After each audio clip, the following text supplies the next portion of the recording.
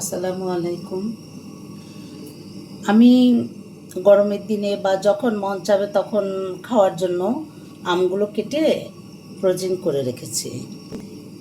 এগুলো এভাবে আমি এই ফ্রিজে শুধু মাছ গোছ রাখি না, শুধু খাবার জিনিস এটা রাখি। সেজন্য আমি কভার দিয়ে রাখি নাই, ঢাকনা দিয়ে রাখি নাই, খোলাই রেখেছি।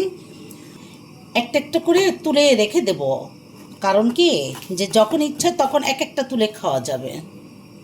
আর যদি গোলায় রেখে দিতাম তাহলে তো কেটে কেটে ফ্রিজ থেকে বের করে তারপরে খেতে হবে। এই জন্য আমি পিস পিস করে রেখেছি, যেটা যখন ইচ্ছা তখনই আমি তুলে খেতে পারবো। এগুলো আমি এখন পলি ব্যাগে করে রেখে দেব। রেখে দিলে হবে কি যে যখন যেটা সেটা আমি বের করে খেতে পারবো, আর এটা একটার গায়ে একটা লেগে থাকবে না। এই জন্য বরফটা থাকতে থাকতেই এটাকে ঢুকিয়ে রেখে দেবো, প্যাক করে রাখবো। তখন যেটা মন চায় সেটাই বের করে খাওয়া যাবে।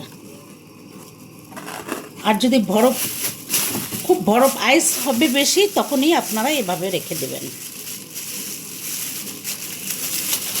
এই যে যেন বাতাস ভিতরে না থাকে, বাতাসটা বের করে দিবেন।